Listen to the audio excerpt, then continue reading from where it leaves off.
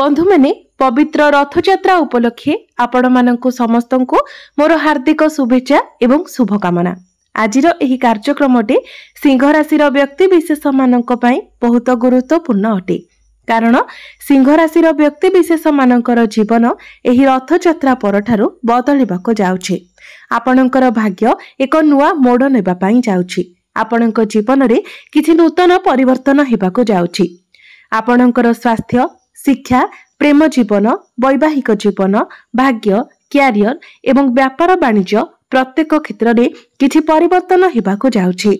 तेबे बंधु माने आपणक जीवन रे केउ सब परिवर्तन हेबाको जाउछि से विषय रे जानिबा पई आपण माने भिडियोटी को स्किप न करी शेष पर्यंत निश्चय देखंतु। एवं आपणकर जदि सिंह राशि होइथाय तो वीडियो को लाइक करी चैनल टी को सब्सक्राइब करी दियंतु। कमेंट बॉक्स रे भक्ति एवं श्रद्धार सहित जय श्री जगन्नाथ निश्चय लिखंतु। तो बंधु माने आसंतु आरंभ करिबा आजिर एही कार्यक्रम को जहाँ आपणकर जन्म राशि तथा चंद्र राशि उपरे आधारित अटे। तेबे राशि चक्रर 12 गोटी राशि मध्यरु पंचम राशि हेउछि सिंह राशि एवं सिंह राशिर राष्ट्राधिपति हेउछन्ति सूर्य। तेबे आपणक कुंडलीर प्रथम भावरे विराजमान अछन्ति मंगल एवं केतु, सप्तम भावरे विराजमान अछन्ति राहु, अष्टम भावरे विराजमान अछन्ति शनि, दशम भावरे विराजमान अछन्ति शुक्र, एकादश भावरे विराजमान अछन्ति गुरु एवं सूर्य एवं आपणकर द्वादश भावरे विराजमान अछन्ति बुध। तो सर्वप्रथमे आसंतु जानि नेबा आपणकर स्वास्थ्य किपरि रहिबो एही रथयात्रा परठारु। तेबे बंधु माने कुंडलीर प्रथम भावटी होइथाय आपणकर स्वास्थ्यर भाव, इम्युनिटी सिस्टम रो भाव। आपणक प्रथम भावर अधिपति हेउछन्ति सूर्य। सूर्य आपणकर एकादश भावरे विराजमान अछन्ति। तो एकादश भावरे सूर्य बहुत भल स्थिति रे रहुछन्ति, जहा फल रे आपणकर स्वास्थ्य बहुत भल रहिबो। आपणकर इम्युनिटी सिस्टम मते भल रहिबो। स्वास्थ्य को नै चिंता करिवार कोनोसी आवश्यकता नाही। किंतु एहा परे सूर्य जतबेले आपणकर द्वादश भाव को चली जिबे तो सेठारे सूर्यंकर स्थिति टिके दुर्बल होई जिवो एवं सेतेबेले आपणकर इम्युनिटी सिस्टम मध्ये टिके डाउन होई जिवो। सेतेबेले आपणको आपणक स्वास्थ्यर ध्यान रखिबाको हेबो। एबे आसंतु जानिबा आपणकर शिक्षा क्षेत्र किपरि रहिबो एही रथयात्रा परठारु। विद्यार्थी मानक पई किपरि रहिबो एही रथयात्रा परर समय। तेबे बंधु माने कुंडलीर पंचम भावटी होइथाय आपणक शिक्षार भाव। आपणक पंचम भावर अधिपति हेउछन्ति देवगुरु बृहस्पति। गुरु आपणकर एकादश भावरे विराजमान अछन्ति एवं एकादश भावरे रही सप्तम दृष्टि रे आपणकर पंचम भाव को देखुछन्ति। शनिकर दृष्टि मध्य आपणकर पंचम भाव उपरे रहुछि। गुरु हेउछन्ति ज्ञानर कारक ग्रह एवं शनि हेउछन्ति कर्मर कारक ग्रह।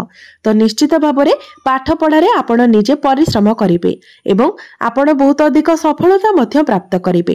पूर्वरु जदि आपणकर पाठ पढ़ा को नै किछि योजना रहितिला किंतु आपण सेतिरे आगो को बढ़ी पारु नथिले, वर्तमान आपण सेतिरे आगो को बढ़िबे एवं निश्चित भावरे सेतिरे आपणको सफलता मध्य मिलिबो। आपण जदि कोनोसी एडमिशन नेबा पई चाहुछंती, किछि फॉर्म फिलअप करिबा पई चाहुछंती, गवर्नमेंट रिलेटेड किछि एग्जाम देबा पई चाहुछंती किंबा गवर्नमेंट रिलेटेड आपण किछि भी करिबा को चाहुछंती तो निश्चित भाबरे आपण सेतिरे आगो को बढ़ंतु। कारण प्रत्येक क्षेत्र रे आपणको सफलता मिलिबा को जाउछि। एहा व्यतीत गुरुंकर दृष्टि आपणकर पंचम भाव उपरे रहुतिबा हेतु आपणकर पाठ पढ़ा मध्ये बहुत भल रहिबो। एबे आसंतु जानिबा आपणकर प्रेम जीवन किपरि रहिबो एही रथयात्रा परे। तो बंधु माने कुंडलीर पंचम भावटी आपणक शिक्षार भाव हेबा सहित पंचम भावटी मध्ये होइथाय आपणक प्रेम जीवनर भाव। तो आपणक पंचम भावर अधिपति हेउछन्ति देवगुरु बृहस्पति। गुरु आपणकर एकादश भावरे विराजमान अछन्ति एवं आपणकर प्रथम भावर अधिपति सूर्य मध्य गुरुंक सहित एकादश भावरे विराजमान अछन्ति। आपणकर एकादश भावरे जीवात्मा जोगर निर्माण हेउछि।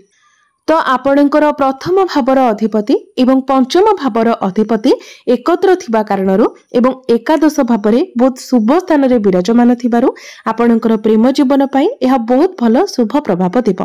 आपणक मध्यरे कनेक्शन स्ट्रांग हेबो। पूर्वरु आपणक मध्यरे जहाँ भी किछि मनांतर मतांतर थिला से सब दूर होई जिवो। आपण दुई जनक मध्यरे भलो पाइबा बढ़िबो। बुझामणा ताळमेळ बहुत भलो रहिबो। एबे आसंतु जानिबा आपणकर वैवाहिक जीवन किपरि रहिबो एही रथयात्रा परठारु। तेबे बंधु माने कुंडलीर सप्तम भावटी होइथाय आपणक वैवाहिक जीवनर भाव, आपणक जीवन साथीर भाव। आपणक सप्तम भावर अधिपति हेउछन्ति शनि। शनि आपणकर अष्टम भावरे विराजमान अछन्ति एवं आपणकर सप्तम भावरे विराजमान अछन्ति राहु।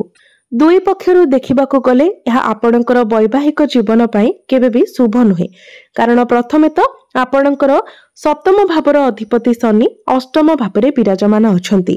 अष्टम भावटी को कुंडली रे भलो बोली माना जाय नथाय, याकू त्रिक भाव बोली कहा जाय थाय। यह व्यतीत आपणकर सप्तम भावरे पापी ग्रह राहु विराजमान अछन्ति। एहार प्रभाव रे आपणक जीवन रे दुईटी जिनिस घटी पारे। हुए तो आपणकर वैवाहिक जीवन रे किछिटा डिस्टर्बेंस होई पारे, नचेत आपणक जीवन साथींकर स्वास्थ्य रे किछिटा समस्या देखा देई पारे। आपणक सप्तम भाव रे राहु थिबा कारणरो आपणक जीवन साथी छोट छोट कथा रे ही नाराज होई जिवे।